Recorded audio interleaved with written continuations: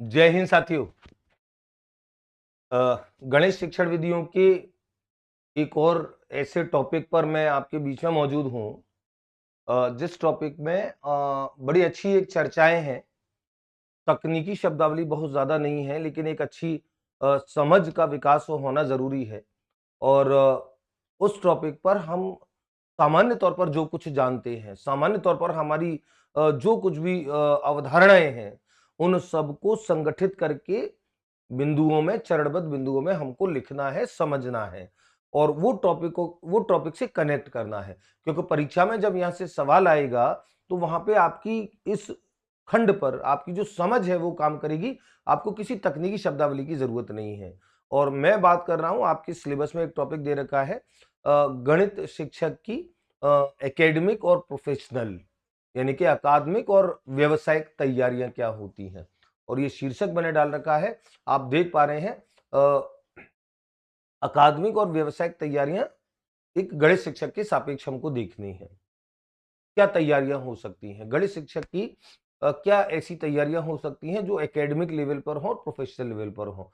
और हम इस बात को बहुत अच्छे से जानते हैं कि सामान्य तौर पर गणित शिक्षक जो होता है, उसकी चुनौतियां अन्य विषयों के शिक्षकों से कहीं ज्यादा होती हैं। और उसका कारण सबसे बड़ा ये होता है कि गणित अन्य विषयों से संरचनात्मक तौर पर जो स्ट्रक्चर है गणित का, वो अन्य विषयों से थोड़ा सा भिन्न होता है। क्योंकि एक तो जटिल थोड़ी सी प्रकृति है जो अन्य विषयों की इतनी नहीं होती है। तार्किक प्रकृति है जो अन्य विषयों की इतनी नहीं होती है। अ, सर्पिलाकार नेचर है, स्पाइरल नेचर है, जो हमने गणित की प्रकृति में पढ़ा है, वो होता है जो अन्य विषयों में इतना नहीं होता है। तो अवधारणाओं से अवधारणाएं कनेक्ट करना, अवधारणाओं से अवधारणाएं कनेक्ट करना और विद्यार्थियों को एक सही निष्कर्ष तक, सही समझ तक उनको पहुंचाना, ये ज्यादा चैलेंजिंग होता है गणित में अन्य विषयों की तुलना में। तो ऐसी दशा में गणित शिक्षक के सामने ये चुनौती होती है कि वो अपनी एकेडमिक तैयारियां और व्यावसायिक तैयारियां अपने इस तरीके से मुकम्मल रखे, पूर्ण रखे कि बच्चों के बीच जब संवाद हो तो बच्चे उस विषय के साथ जस्टिफाई कर पाए जिस विषय को वो पढ़ा रहा है, यानी कि गणित। क्योंकि अन्य विषय में अगर वो थोड़ी सी लाइट नेचर से बच्चा चल रहा है, गणित में वो चीज नहीं चल सकती है। अध्यापक को एक कमिटेड खुद रह करके और बच्चे को कमिटेड कराना पड़ेगा और बच्चे को एक अनुशासित वातावरण में, एक प्रतिबद्ध रूप से जब तक बच्चा गणित को एक ऐसे कार्य के रूप में नहीं लेगा जिसमें प्रतिबद्धता की तुलनात्मक ज्यादा आवश्यकता है, तो वहां बच्चा वो गणित को उतने तरीके से, अच्छे तरीके से नहीं सीख सकता जिस तरीके से गणित सीखने की आवश्यकता होती है। तो जो कमिटमेंट, जो डिसिप्लिन बच्चे से रिक्वायर्ड है, वो डिसिप्लिन, वो कमिटमेंट टीचर से पहले रिक्वायर्ड होता है।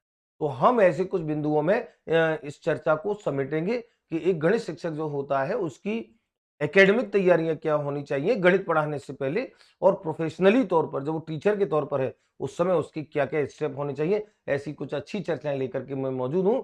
और मैंने कहा कि इसमें तकनीकी शब्दावलियां तो कुछ नहीं है। हाँ, जो जानकारियां आपके पास हैं, जो अब तक आपने महसूस किया है अलग अलग कक्षाओं में, अलग अलग स्टेज पर, उसको हम संगठित करके कुछ बिंदुओं का रूप देके इस टॉपिक पर श्रेष्ठ समझ बनाने का हम लोग काम करेंगे। तो चलिए मैं थोड़ा सा लिखना शुरू करता हूं, उसके बाद हम लोग अपनी चर्चाओं से जुड़ेंगे। अ, गणित विषय की संरचना।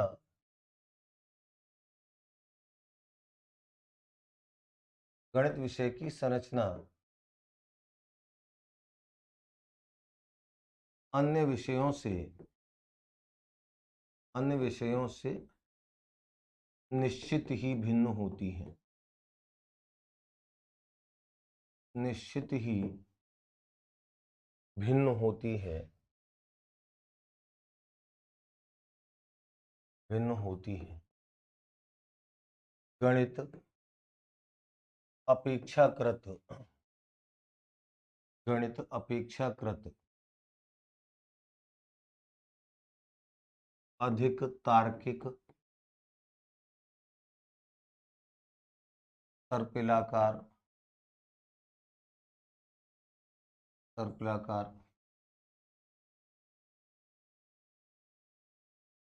तथा जटिल प्रकार का जटिल प्रकार का होता है।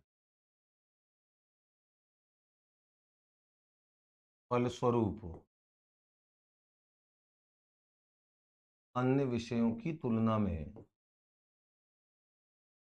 फलस्वरूप अन्य विषयों की तुलना में, और ये आप जानते हो, आपको मानना पड़ेगा कि गणित अन्य विषयों की तुलना में सीखने में थोड़ा सा ज्यादा एफर्ट आपसे मांगता है। ये तो जब एफर्ट ज्यादा मांगेगा बच्चे से, तो फिर अध्यापक से ज्यादा एफर्ट मांगेगा, और अध्यापक से ज्यादा एफर्ट मांगेगा तो फिर उसकी एकेडमिक प्रोफेशनल तैयारियां उसकी कंप्लीट होनी चाहिए, उसको फोकस करना पड़ेगा।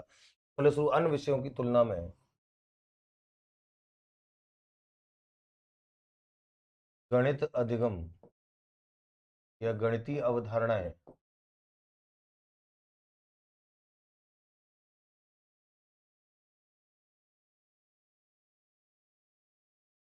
अधिक प्रयास करने, अधिक प्रयास एवं अभ्यास करने,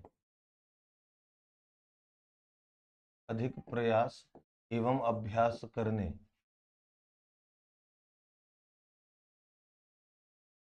के बाद ही, स्पष्ट हो पाती है,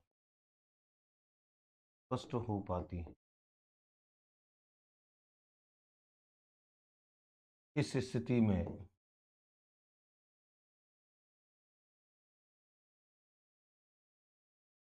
एक गणित अध्यापक, इस स्थिति में एक गणित अध्यापक की अकादमिक,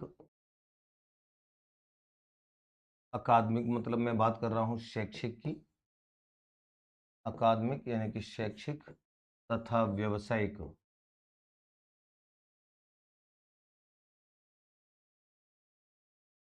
अकादमिक तथा व्यवसायिक तैयारियों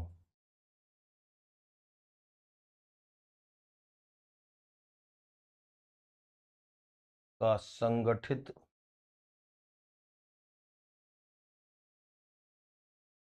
एवं दृढ़ होना अत्यावश्यक हो जाता है, अत्यावश्यक हो जाता है। तो एक भूमिका सी मैंने बनाई है कि एक गणित अध्यापक है जो गणित पढ़ा रहा है, उसे गणित पढ़ाते समय निश्चित तौर पर अपने ये ध्यान उसको रखना पड़ेगा कि जो विषय बच्चों के लिए तुलनात्मक थोड़ा सा जटिल है, तुलनात्मक थोड़ा सा ज्यादा तार्किक है, तुलनात्मक ज्यादा सर्पिलाकार है, वहां पे बच्चे उस अवधारणाओं को ज्यादा एफर्ट से सीखेंगे, ज्यादा उनको प्रयास करना पड़ेगा, ज्यादा अभ्यास उनको करना पड़ेगा।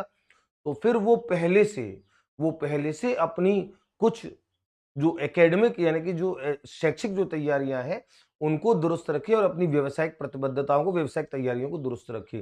तो क्या हो सकती हैं एक गणित अध्यापक के लिए, उसकी ये तैयारियां, एकेडमिक तैयारियां क्या हो सकती हैं, प्रोफेशनल उसकी तैयारियां क्या हो सकती हैं, इस पर हम लोग चर्चा करेंगे। और निश्चित तौर पर ये आपको मानना पड़ेगा कि गणित अध्यापक ने, चूंकि मैं वर्षों तक गणित अध्यापन करा रहा हूं, तो मुझे मालूम है कि अन्य विषयों की तुलना में हमारा काम जो होता है वो बहुत ज़्यादा जटिल एक टास्क होता है। मुझे अच्छे से याद है कि 10वीं के बोर्ड के रिजल्ट के लिए जहाँ बाकी अन्य विषयों के अध्यापक तुलनात्मक और खास तौर से सामाजिक विज्ञान या हिंदी जैसे विषयों के अध्यापक, जहाँ उनका रिजल्ट 60% 70% तो बिना पढ़ाए होता था, वहां से उनकी शुरुआत होती थी। वहीं गणित अध्यापक की शुरुआत हमेशा 0% से होती है। तो गणित अध्यापक को इतना टेंशन रहता है पूरे वर्ष भर के उसका रिजल्ट न्यून ना रह जाए, रिजल्ट न्यून ना रह जाए, और उसका परिणाम, उसका कारण केवल यही होता है कि गणित में बच्चे तुलनात्मक तौर पे अधिक की कठिनाई महसूस करते हैं, अरुचि महसूस करते हैं। तो फिर उन बच्चों को उससे जोड़े रखना, उस अवधारणाओं तक उनका पहुंचना सुनिश्चित करना, संप्रत्ययों को बच्चों को समझाना, बच्चे उस विषय में इंटरेस्ट लें, अच्छे तरीके से इंटरेक्ट कर पाए, ये सब चीजें एक गणित अध्यापक के लिए अन्य विषयों की तुलना में बड़ी जटिल हो जाती है, थोड़ी सी दुरूह हो जाती है। फिर अध्यापक वहां पे अपने मैक्सिमम एफर्ट के साथ काम करता है, लेकिन दुर्भाग्य देखिए उसका कि फिर भी वो उतना परिणाम नहीं ला पाता जितना हिंदी सामाजिक विज्ञान के लिए आते हैं। ये उन विषयों के अध्यापक निश्चित तौर पर मेहनत करते होंगे, लेकिन उन विषय के अध्यापकों का काम इतना चैलेंजिंग नहीं होता है जितना गणित वाले का होता है। ये निश्चित तौर पे हमको मानना पड़ेगा। तो ऐसी स्थिति में गणित अध्यापक की क्या भूमिका हो सकती है? क्या उसकी एकेडमिक प्रिपरेशंस हो, क्या उसकी प्रोफेशनल प्रिपरेशंस हो, उस पे हम लोग बात करेंगे। तो मैं स्टार्ट करता हूँ गणित अध्यापक की। सबसे पहले हम बात करेंगे एकेडमिक तैयारियाँ।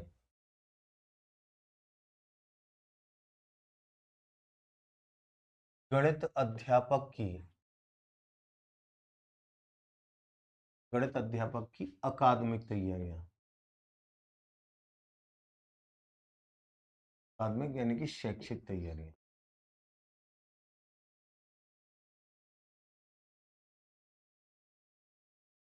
और गणित शिक्षक की अकादमिक यानी कि शैक्षिक तैयारी की जब हम बात करेंगे तो सबसे पहला बिंदु जो जुड़ेगा, सबसे पहला बिंदु वो होगा गणित विषय।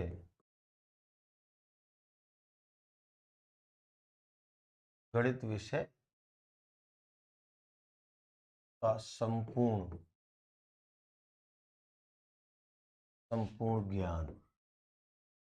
सबसे पहला बिंदु अकादमिक तैयारियों का कि अध्यापक को, गणित के अध्यापक को गणित विषय का संपूर्ण ज्ञान उसको होना चाहिए। और यहां आकर के फिर वो मेरी बात टकराती है जो मैं कई बार मेथड्स में मैंने आपको रिपीट की है कि गणित केवल वो अध्यापक पढ़ा सकता है। ईमानदारी से पढ़ाने को तो आप किसी को भी धकिया दो और वो पढ़ा रहा है, वो अलग बात है, लेकिन ईमानदारी से गणित केवल वो अध्यापक पढ़ा सकता है जिसने गणित को खुद पूरा पढ़ा है।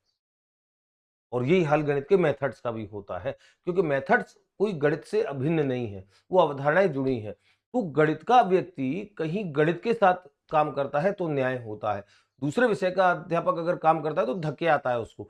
वो बच्चों के साथ उतनी डेप्थ में जा ही नहीं सकता है, जितनी गहराई तक जाकर के अवधारणाओं को बच्चों के दिमाग में फीड करने की बात होगी। बच्चे उस अवधारणाओं के पूरे आंतरिक स्वरूप को समझ सके, उनको समझने समझाने की बात होगी। वो बिना गणित वाला अध्यापक कभी जिंदगी में कर ही नहीं सकता, ये चैलेंज है। तो सबसे पहला जो काम होता है वो होता है गणित विषय की पूर्ण जानकारी हो अध्यापक को। और वहां जो जानकारी अध्यापक को होती है वो अवधारणाओं को खुद बारीकी से समझता है, उन अवधारणाओं के साथ बहुत अच्छे तरीके से उसने खुद काम किया होता है। फलस्वरूप जब बच्चों के साथ वो गणित पढ़ाने के लिए जाता है तो एकेडमिक तैयारी में वो ये इसका गणित का जो ज्ञान होता है उसको वो सबसे ज्यादा उसके लिए काम करता है। तो सबसे पहला पहला हो गया गणित विषय का संपूर्ण ज्ञान। इसमें लिखने की जरूरत नहीं है, मैं प्रत्येक बात को समझा दूंगा, क्योंकि मैंने कहा कि इसमें बहुत ज्यादा इस तरीके के बिंदु नहीं है जो टेक्निकल हो, लेकिन आपकी समझ बनना जरूरी है। तो गणित, और इसमें से प्रश्न भी ऐसी सिंपल सा आएगा अगर इस टॉपिक से, गणित विषय का संपूर्ण ज्ञान। नंबर 2,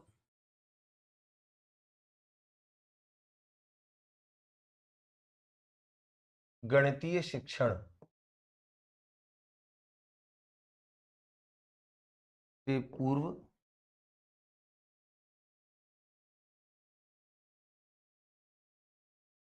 तैयारी करना। गणितीय शिक्षण से पहले तैयारी करना। आप गणित पढ़ाने के लिए आप जा रहे हो, निश्चित तौर पर आपको हर हालत में जो आज पढ़ाया जाना है बच्चों को उसको आप पहले से पूर्व तैयारी करके लेके जाते हो। ये आपकी एकेडमिक तैयारी का एक दूसरा एक बिंदु होता है। और मैं आपको बता दूं, मैं खुद अपनी आदत बताता हूं। मैं एक गणित शिक्षक होने के नाते या मेथड्स और साइकोलॉजी में मैं पढ़ाता हूं, तो मेरे अंदर तो ये आदत शुरू से है कि मैं भले किसी टॉपिक को 100 बार पढ़ा चुका हूँ, 101वीं बार जब मैं पढ़ाने के लिए जाता हूँ, तो मैं उसको पहले से ऐसे देख करके जाता हूँ जैसे मैं उसको पहली बार पढ़ा रहा हूँ। और इसका एक फायदा शिक्षक को हमेशा मिलता है। वो बच्चों के साथ बहुत अच्छे से इंटरेक्ट कर पाता है, बच्चों की समस्याओं के साथ बहुत आराम से वो जुड़ पाता है, बच्चे को बहुत अच्छे से वो उस अवधारणा को बच्चों तक वो पहुँचा सकता है।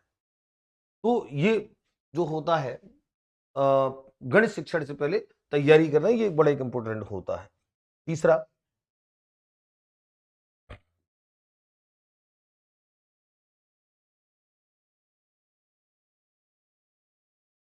गणितीय शिक्षण के लिए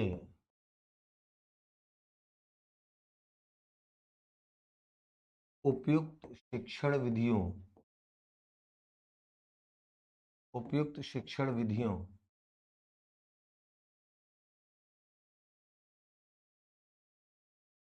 की जानकारी होना।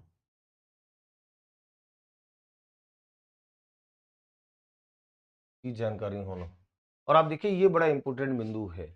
आप जब गणित शिक्षक के तौर पे जब आप बच्चों को गणित पढ़ाते हो, तो आपको शिक्षण विधियों की आपको प्रॉपर ये जानकारी होनी चाहिए कि आपको कब, कहाँ, किस प्रकरण में, आपको किस कक्षा स्तर पर, किस आयु स्तर पर बच्चों के साथ आपको आगमन विधि का चयन करना है, कब आपको निगमन विधि का चयन करना है, कौन सा टॉपिक, कौन सी अवधारणाएं आपको विश्लेषण से बतानी है, कौन सी संश्लेषण से बतानी है, कौन सी आपको कई प्रयोगशाला के कार्यों से आपको करना पड़ेगा, कहाँ बच्चों को आपको खोजने के अवसर देने पड़ेंगे ह्यूरिस्टिक से, कहाँ आप प्रायोजना के तौर पे सामूहिक काम कराओगे। तो ये जो निर्णय होता है, ये अध्यापक को जब ये एकेडमिक तैयारी के ध्यान को एक बड़ा इंपॉर्टेंट बिंदु होता है।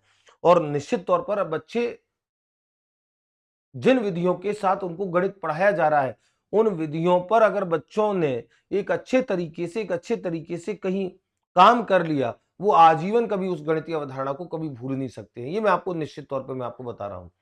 तो अत्यंत आवश्यक होता है, अत्यंत आवश्यक ये होता है कि एक अध्यापक गणितीय शिक्षण विधियां जो हैं, गणित शिक्षण कराने से पहले उन शिक्षण विधियों को अपने दिमाग में रखे और अपने दिमाग में रख करके ये चयन करे कि वो कब किस विधि का प्रयोग करेगा, किस टॉपिक के लिए, क्योंकि टॉपिक बदलता है। अंक गणित आप पढ़ा रहे हैं, बीज गणित आप पढ़ा रहे हैं, रेखा गणित आप पढ़ा रहे हैं, तो आपको कहाँ कब आपको प्रदर्शन विधि का प्रयोग करना है, कहाँ आपको आगमन निगमन का प्रयोग करना है, कहाँ आपको विश्लेषण का, संश्लेषण का प्रयोग करना है, ये सारी चीज जानकारी होना, ये उसकी एकेडमिक तैयारी का एक प्रमुख बिंदु होता है। चौथा,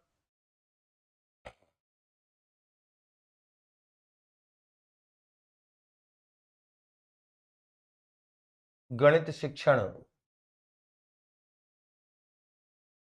के दौरान संप्रेषण संप्रेषण प्रभावशाली बनाना। तो संप्रेषण बच्चों के साथ प्रभावशाली बने। आप ये देखो गणित के कई सारे अध्यापक ऐसे हैं जो बच्चों के साथ जब कई गणित पढ़ा रहे होते हैं, तो उस अवधारणा के मूल में वास्तव में क्या है, वो उस बात को संप्रेषित बच्चों के साथ नहीं कर पाते हैं। बच्चों के साथ वो संप्रेषित ही नहीं कर पाते हैं। बच्चों को क्या बताना है, क्या पढ़ाना है, बच्चों को कहाँ उस अवधारणा की कितने गहनतम तल तक लेकर के जाना है, ये खुद अध्यापक तय नहीं कर पाता है या उस बात को संप्रेषित नहीं कर पाता है। परिणाम ये होता है कि बच्चे जहाँ उस अवधारणा के किसी पर्टिकुलर एक कोई अपवाद है, पर्टिकुलर कोई विशेष स्थितियां हैं, पर्टिकुलर कोई प्रतिबंध है, ये गणित में बहुत ज्यादा होते हैं, तो गणित की जो भाषा होती है, वहां उन सबके साथ बच्चे जस्टिफाई नहीं कर पाते हैं वो बच्चों की समझ में। तो आप इस बात को देखिए, संप्रेषण प्रभावशाली बच्चों को, और संप्रेषण प्रभावशाली बच्चों को कक्षा से जोड़ता भी है। ध्यान रखें, प्रभावशाली संप्रेषण बच्चों को कक्षा से कनेक्ट करता है, क्योंकि बच्चों को ये लगने लगता है, और संवाद भी इस तरीके का होना चाहिए, संप्रेषण संवाद इस तरीके का होना चाहिए कि जहां पे बच्चों को लगे कि वो कोई जटिल विषय नहीं पढ़ रहे हैं। जैसा मैंने आपको पहले पूर्व में कई बार जैसे चर्चा हुई है, तो मैंने कहा है कि अध्यापक के द्वारा कहा गया कोई कथन बच्चों का नैरेटिव बनाता है, सेट करता है विषय के बारे में। तो आप जब बच्चों को कहीं ये कहने लगते हो कि ये तो बहुत कठिन विषय है, अच्छे अच्छे नहीं पढ़ सकते, तो उसका नैरेटिव क्या होगा। और आप जब बच्चों को बोलते कि अरे ये तो बड़ा सरल है, बड़े आराम से समझ में आएगा, इसमें क्या था, तो बच्चों का नैरेटिव क्या होगा। आप दोनों स्थितियों में आप बच्चों के साथ होने वाले संवाद को, संप्रेषण को आप देखिए, और ये अंतर कहीं ना कहीं एक अध्यापक के अंदर होना चाहिए, और उसके एकेडमिक तैयारी में इस चीज का बड़ा विशेष वो होता है। तो ये चौथा बिंदु। पांचवा बिंदु, पांचवा और इम्पोर्टेंट,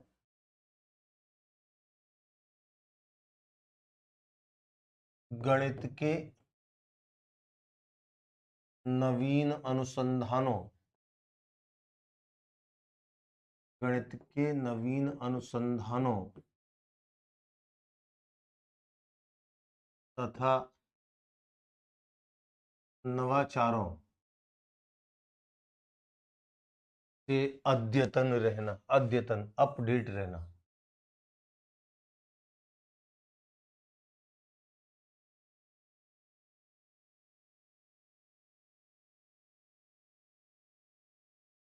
आप देखिए गणित के क्षेत्र में आने वाले जो नए नए नवाचार हैं, नई नई विधियां हैं, नए नए तरीके हैं, और आप देखिए जब भी नया कोर्स कहीं आता है, नए कोई शिक्षा नीति आती है, तो नई शिक्षा नीति आते आते, नया एनसीएफ आते आते, नया कोई भी ऐसा कोई एजुकेशनल कोई पॉलिसी जो आती है, वो आते आते कई चीजों के, अवधारणाओं के जो बच्चों तक डिलीवर करने के तरीके हैं, मूल्यांकन के जो तरीके हैं, बच्चों के साथ शिक्षण करने कराने के जो तरीके हैं, उन सब के ऊपर कुछ नवाचार जरूर आते हैं।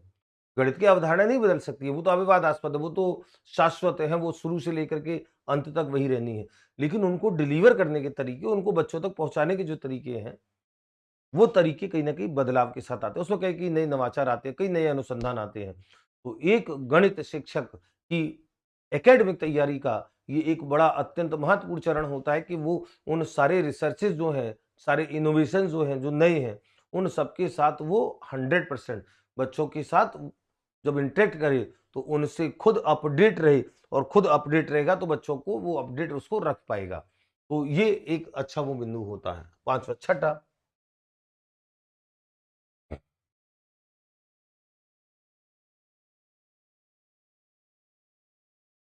गणित शिक्षण की विभिन्न तकनीकों,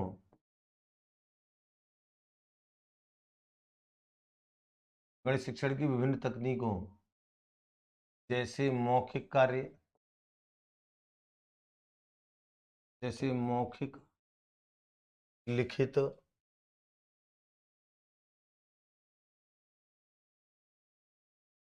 अभ्यास कार्य, गृह कार्य,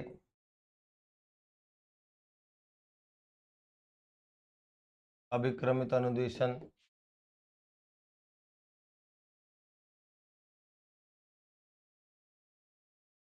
आदि का आदि का यथास्थान प्रयोग करना, आदि का यथास्थान प्रयोग। ये आप देखिए, कब बच्चों के साथ कौन सा काम, ऐसा कौन सा काम है बच्चों के साथ जो लिखित तौर पे कराया जाएगा, ऐसा कौन सा काम है बच्चों के साथ जो मौखिक तौर पे कराया जाएगा, ऐसा कौन सा काम है जो बच्चों को गृह कार्य में दिया जाएगा या जो अभ्यास में दिया जाएगा, ये ऐसा कौन सा काम है जो अभिक्रमित अनुदेशन के माध्यम से पढ़ाया जाएगा। आप ये देखो, ये सारी चीजें एक गणित अध्यापक के एकेडमिक तैयारी में आती हैं। तो गणित में कौन से काम मौखिक कराने हैं, बच्चों को मौखिक क्या क्या याद होना चाहिए, चाहे वो संख्याएं पहाड़े या उनसे लेकर के, चाहे वो सूत्रों को याद करने से लेकर के हो, चाहे वो कुछ टेबल्स हों, कुछ पर्टिकुलर वैल्यूज हों, वो सारी की सारी जो चीजें हैं, कुछ परिभाषाएं हों, वो सारी की सारी चीजें जब बच्चों को बहुत अच्छे से कहीं कराई जाती हैं एक अध्यापक के द्वारा, जिसकी एकेडमिक तैयारी अच्छी है, तो निश्चित तौर पर वो बच्चों के साथ एक गणित को अच्छे तरीके से प्रॉपर दे पाता है। ये गणित में एकेडमिक तैयारी का बच्चों के साथ गणित अध्यापक का प्रॉपर तरीका होता है। 7वां बिंदु लिख रहा हूं,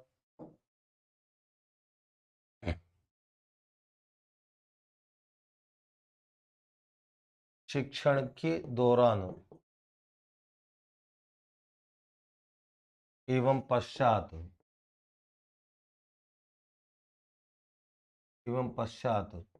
आकलन की प्राविधियों, आकलन की प्राविधियों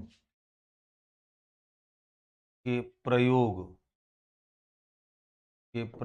की उचित जानकारी, होना। अब देखिए, एक एक अध्यापक जो है, उसे इस बात का पता हो कि शिक्षण के दौरान और शिक्षण के बाद उसके आकलन के क्या बिंदु रहेंगे, आकलन की उसकी क्या तैयारियां होंगी, और आकलन की कौन सी प्राविधियों का प्रयोग वो शिक्षण के दौरान करेगा, कब और कब करेगा, और आकलन शिक्षण होने के पश्चात वो किन तरीकों से आकलन करेगा, कैसे करेगा। तो ये जो प्राविधियां होती है, आकलन की प्राविधियां, ये आकलन की प्राविधि, और कौन से आकलन से वो क्या निष्कर्ष निकालेगा, उन निष्कर्षों के आधार पर क्या एक जनरलाइजेशन होगा, वो सारी जो चीजें हैं ये अध्यापक को आनी चाहिए। ये उसकी एकेडमिक तैयारी के से जुड़ा एक महत्वपूर्ण बिंदु होता है। तो शिक्षण के दौरान आकलन की प्राविधियों के प्रयोग की उचित जानकारी होना। अगला बिंदु, 7 बिंदु हो गए, और 8वां लिख देता हूं,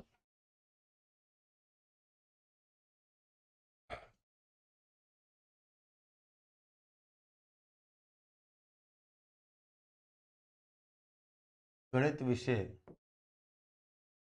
में विद्यार्थियों को पर्याप्त अभ्यास की अवसर उपलब्ध कराना।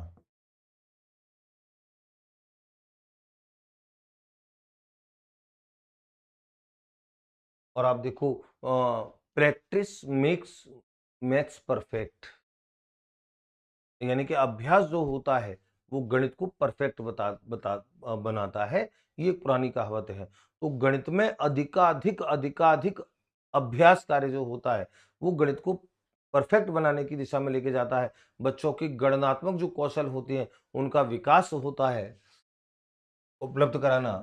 मैं इसमें लिख देता हूं, इससे बालकों की गणनात्मक कौशल,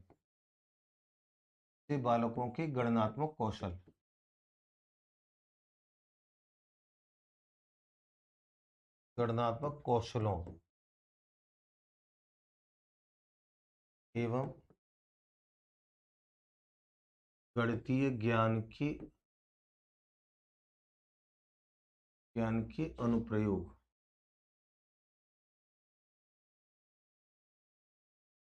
की क्षमता का विकास होता है।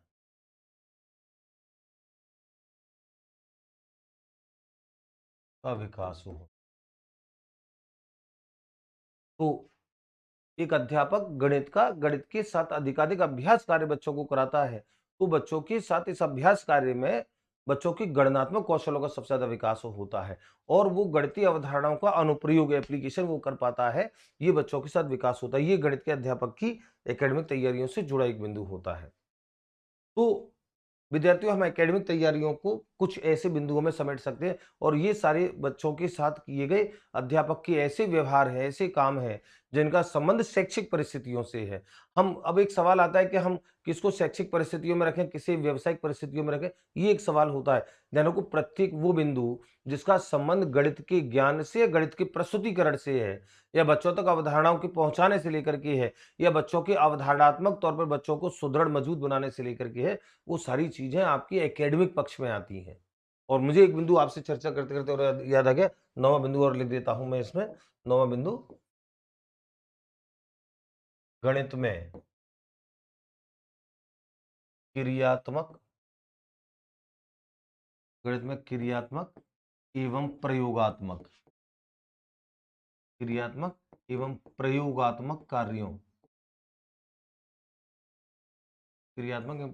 कार्यों को महत्व देना,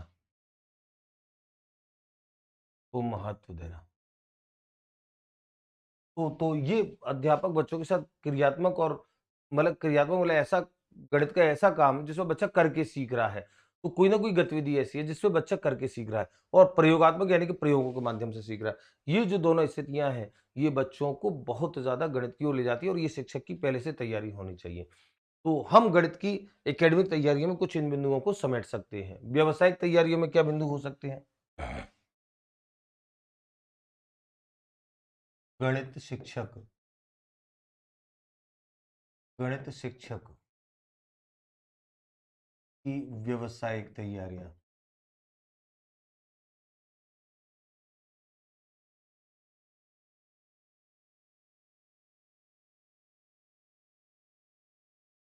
प्रोफेशनली एक गणित के अध्यापक के अंदर क्या क्या हो, एज अ प्रोफेशन वो गणित में बच्चों के बीच में मौजूद है, तो उसके अंदर क्या क्या तैयारियां पहले से हो, कौन सी ऐसी चीजें हैं जो गणित अध्यापक को प्रोफेशनली कहीं ज्यादा कमिटेड करती हैं, वो तैयारियां उसकी क्या होनी चाहिए। तो सबसे पहला और सबसे इंपोर्टेंट बिंदु, गणित विषय के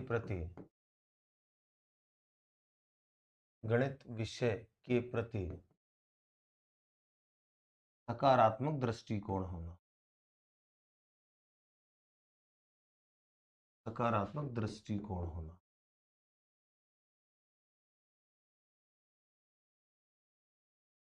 यानी कि एक अध्यापक जो होता है वो गणित के प्रति स्वयं अगर सकारात्मक दृष्टिकोण लेकर के नहीं चल रहा है, वो खुद ये मान करके चल रहा है कि गणित तो बहुत ज़्यादा कठिन है, वो कभी अपने बच्चों को कभी भी वो बच्चों को गणित सरल लगने लायक स्थिति में ला ही नहीं सकता है। और अध्यापक का एक बहुत बड़ा ये काम होता है कि वो बच्चों के बीच में इस भावना का संचार करे, इस तथ्य का संचार करे और लगातार संवाद से करे कि बच्चों गणित जो है उसकी प्रकृति जटिल है लेकिन सीखना जटिल नहीं है, बड़े आराम से उसको सीखा जा सकता है। तो प्रकृति जटिल होना और सीखना जटिल होना ये 2 अलग-अलग चीज़ें हैं। तो गणित उनके लिए कैसे कहाँ उपयोगी है, बच्चों के बीच में ये भावना जागृत करना, ये सारी चीज़ें अभी हम प्रोफेशनल में लेंगे। तो पहला-पहला बिंदु होता है कि गणित विषय के प्रति उसका दृष्टिकोण सकारात्मक हो। नंबर 2 बिंदु,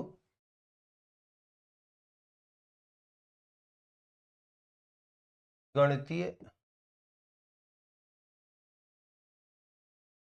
शिक्षण अधिगम प्रक्रिया के दौरान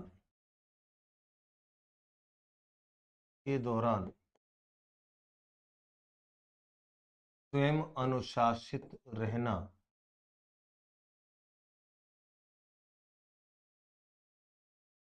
स्वयं अनुशासित रहना तथा विद्यार्थियों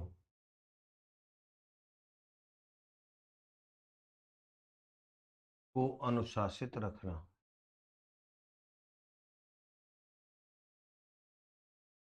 अनुशासित रखना।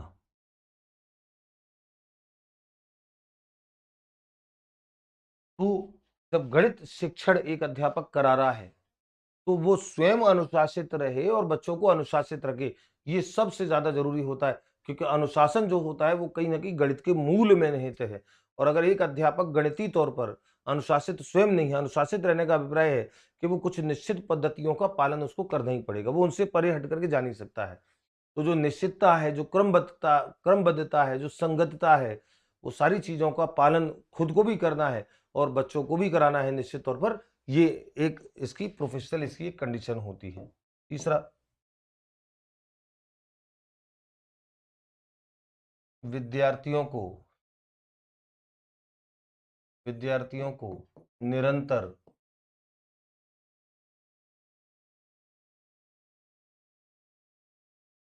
गणित सीखने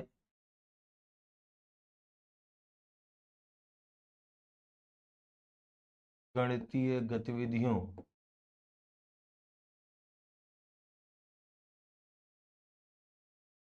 गणितीय गतिविधियों को करने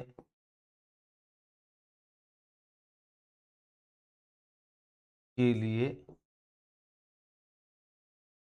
प्रेरित करना के लिए प्रेरित करना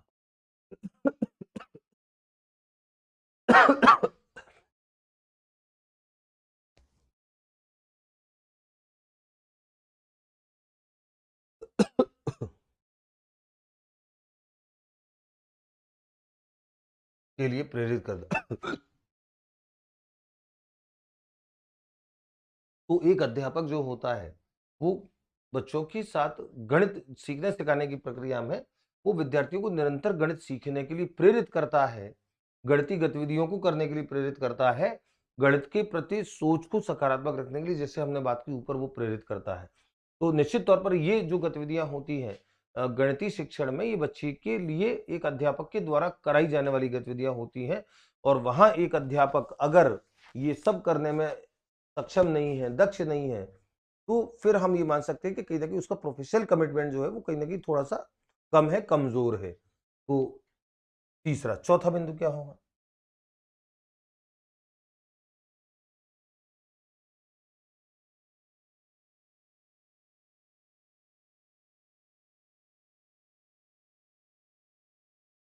विद्यार्थियों के साथ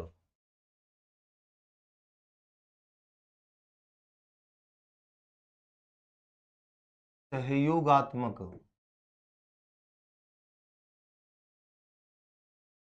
एवं निष्पक्ष सहयोगात्मक एवं निष्पक्ष व्यवहार करना।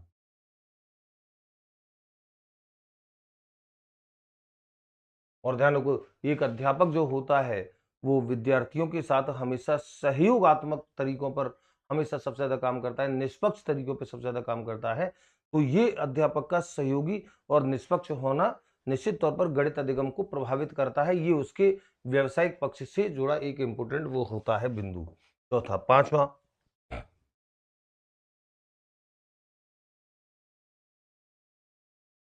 बालकों द्वारा गणितीय अधिगम में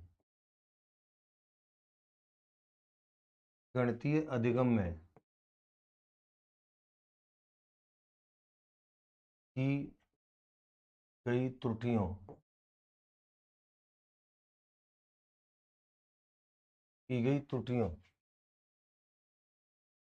पर हतोत्साहित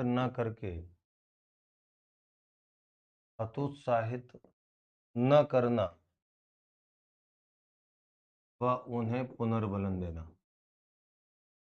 ये देखो कितना एक बड़ा प्रोफेशनल कमिटमेंट होता है। एक गणित के अध्यापक के अंदर ये भाव होना चाहिए, ये तत्व उसके अंदर होना चाहिए कि वो गणितीय अधिगम में बच्चों के साथ जो बच्चे त्रुटियां कर रहे हैं, उन त्रुटियों को महत्व दे, उन त्रुटियों पे उनको हतोत्साहित ना करे, बल्कि उन्हें पुनर्बलन दे। ये एक गणित अध्यापक के साथ ये जुड़ा एक प्रमुख व्यवसायिक बिंदु उसका होता है। फिर पांचवा, छठा,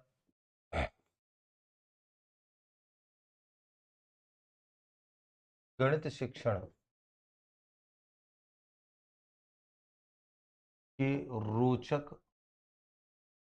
तथा विविधतापूर्ण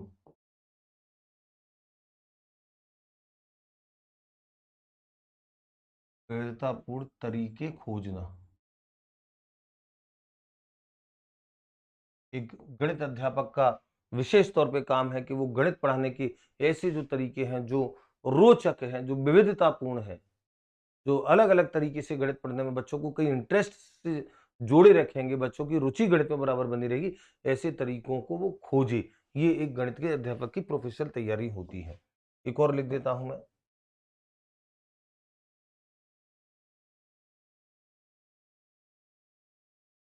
बालकों की वैयक्तिक भिन्नता को महत्व देना। वैयक्तिक भिन्नता को महत्व देना। तो आप देखिए, व्यक्तिगत भिन्नता मतलब बच्चों का सबका सबका बौद्धिक स्तर, सामाजिक स्तर, सबका भावनात्मक स्तर सब एक समान नहीं है। तो आप जब इस व्यक्तिगत भिन्नता को बच्चों की को महत्व देते हुए चलते हो, आप उसे वेटेज देते हो, और किस बच्चे के साथ कैसे ट्रीट करना है, किस तरीके से ट्रीट करना है, ये अगर आपको अच्छे तरीके से आपको जानकारी होती है, भली भांति आपको जानकारी होती है, तो निश्चित तौर पर आप एक सफल गणित शिक्षक की भूमिका में आप होते हो। तो ये जो प्रोफेशनल कुछ तैयारियों के बिंदु हैं, मैंने आपको बोला था कि इस खंड में तकनीकी शब्दावली तो नहीं है, समझ है। और वो समझ आपको बनानी है कि एक गणित अध्यापक जिन चुनौतीपूर्ण परिस्थितियों से गुजरता है, उन चुनौतीपूर्ण परिस्थितियों में एक अध्यापक के गणित अध्यापक के लिए क्या-क्या आवश्यक होगा, चाहे वो उसके एकेडमिक सेगमेंट से जुड़ा हो या प्रोफेशनल सेगमेंट से जुड़ा हो, वहां उसको अच्छे से कुछ चीजें तैयार रखनी पड़ेंगी। तो हमने जैसे एकेडमिक क्षेत्र की जैसे हमने बात की कि एकेडमिक क्षेत्र में उसके साथ क्या किया, तो हमने एक भूमिका बनाई थी कि अन्य विषयों से गणित निश्चित तौर पर भिन्न होता है, और ये भिन्नता जो होती है कई क्षेत्रों में होती है, चाहे गणित का स्ट्रक्चर अन्य के स्ट्रक्चर से भिन्न हो, गणित का लॉजिकल होना अन्य से ज्यादा हो, गणित का जो स्पाइरल नेचर है वो अन्य विषयों से ज्यादा हो, ये सब गणित के अंदर ज्यादा होता है। तो निश्चित तौर पर गणित अध्यापक के सामने ये ज्यादा बड़ा एक चैलेंज होता है अन्य विषयों की तुलना में कि वो बच्चों तक गणित कैसे पहुंचाए, और इसके लिए उसके अंदर कुछ एकेडमिक और कुछ प्रोफेशनल गुणों का होना जरूरी है। वो एकेडमिक प्रोफेशनल गुण होते तो कई सारे अध्यापकों सब सब विषयों के अध्यापकों में होती है, लेकिन गणित वाले के अंदर कुछ अलग से कुछ विशिष्ट होने चाहिए। और वो कौन कौन से हमने लिखे हैं, और वो आपने देखा जैसे हमने दो भागों में बांटा है कि अकादमिक तैयारियां क्या हो। तो अकादमिक तैयारियों में गणित का उससे संपूर्ण ज्ञान हो, गणित अच्छे तरीके से उसको खुद आता हो, जब खुद आएगा तो गणित पढ़ाएगा, और गणित पढ़ाएगा, मेथड्स पढ़ाएगा, जो भी है गणित से जुड़ा जो भी बिंदु है, वहां पे गणित की गहन जानकारी अगर जिसको है, वही उसके साथ न्याय कर सकता है। ये गणित विज्ञान दोनों के साथ चलने वाली एक विशेष स्थिति है। आर्ट्स के विषयों में कुछ स्थिति आपने देखी है कि कि आर्ट्स के कुछ विषय ऐसे होते हैं जिनको दूसरा व्यक्ति विषय वाला भी पढ़ के पढ़ा सकता है, गणित पढ़ के नहीं पढ़ाया जा सकता है। दूसरा, गणितीय शिक्षण जो है उससे पहले तैयारी करके जाना, ये पहले से उसको तैयारी करना, गणित शिक्षण को कि पहले से तैयार करके लेकर के जाए। अगला क्या था, गणितीय शिक्षण के लिए उपयुक्त शिक्षण विधियों का चयन करना, ये बहुत ज्यादा जरूरी है। गणित में तो शिक्षण विधियों का बहुत ज्यादा महत्व है, तो कौन सी शिक्षण विधि कब प्रयोग करनी है ये उसको अच्छे से आना चाहिए। गणित शिक्षण के दौरान संप्रेषण प्रभावशाली बने, बच्चे अच्छे तरीके से समझ पाए, कथन स्पष्ट हो, कथन सरल हो, कथन जटिल ना हो, यानी कि बात जटिल हो लेकिन कथन सरल हो, ये अब बच्चे को अध्यापक को ध्यान रखना है। गणित के नवीन अनुसंधानों नवाचारों से परिचित होना, ये तो अपडेट रहना, ये तो बहुत बड़ा बिंदु है, ये तो एकेडमिक क्षेत्र से जुड़ा। और गणित शिक्षण की जो विभिन्न तकनीकें हैं, कब मौखिक कार्य कराना है, कब लिखित कराना है, कब अभ्यास कराना है, कब अभिक्रमित अनुदेशन हो, कब गृह कार्य हो और क्या हो, ये सब जो है वो एक अध्यापक को एकेडमिक तैयारी में रखना पड़ता है। शिक्षण के दौरान और शिक्षण के बाद आकलन कैसे किया जाना है, ये उसका बहुत अच्छे से दिमाग में होना चाहिए। अगला है, गणित विषय में विद्यार्थियों को पर्याप्त अभ्यास के अवसर उपलब्ध कराना, क्योंकि अभ्यास के जो अवसर होते हैं वो बच्चों के गणनात्मक कौशलों का विकास करते हैं और वो गणितीय अवधारणाओं के ज्ञान के अनुप्रयोग में सक्षम होता है। और गणित में क्रियात्मक और प्रयोगात्मक कार्यों को महत्व देना, ये एक एकेडमिक तैयारियों से जुड़े बिंदु है। प्रोफेशनल तैयारियां क्या हो सकती हैं? प्रोफेशनल तैयारियां, खुद का दृष्टिकोण सकारात्मक हो, गणित शिक्षण अधिगम प्रक्रिया जो चल रही है उसमें स्वयं अनुशासित रहे, बच्चों को अनुशासित करे, सोच अनुशासित हो, विद्यार्थियों को निरंतर गणित सीखने और गणितीय गतिविधियों को करने के लिए प्रेरित करे, यानी कि गणित के अध्यापक का व्यक्तित्व हो प्रेरणादायी हो, प्रेरित करता रहे। और हमने कहा विद्यार्थियों के साथ सहयोग और निष्पक्ष उसका व्यवहार रहे, सहयोगपूर्ण उसका व्यवहार रहे। बच्चों में जो त्रुटियां करने की आदत होती है गणित सीखने में वो स्वाभाविक होती है, वो बच्चों की जो त्रुटियां हैं उन त्रुटियों को हतोत्साहित ना करे, उन त्रुटियों को महत्व दे और उनके आधार पर बच्चों को पुनर्बलन दे। और गणित शिक्षण को रोचक और विविधतापूर्ण तरीके से कैसे पढ़ाया जा सकता है, ये तरीके वो खोजे, बालकों की व्यक्तिगत भिन्नता को महत्व दे। और एक और मुझे याद आ गया, आपसे चर्चा करते करते वो भी मैं लिख देता हूं, श्रव्य दृश्य सामग्रियों, श्रव्य दृश्य सामग्रियों का समुचित प्रयोग, सामग्रियों के समुचित प्रयोग में दक्ष, ऐसे लिखो, समुचित प्रयोग में दक्षता, ये लिखो। तो जो सर्व दृश्य सामग्रियां हैं, शिक्षण अधिगम सहायक सामग्री जिन्हें हम बोलते हैं, उनका प्रयोग कब और कहां और कैसे करना है, इसमें वो दक्ष होना चाहिए। तो ये आपका विद्यार्थी ये टॉपिक था आपका, मैंने आपको बोला कि कहीं कोई जटिल बिंदु तो नहीं है। हाँ, लेकिन जो कई सारी जो चीज़ें आपके नॉलेज में बिखरी-बिखरी डली हैं, क्योंकि इनमें से एक भी बिंदु ऐसा नहीं था जिसके बारे में आपको पहले से आइडिया ना हो।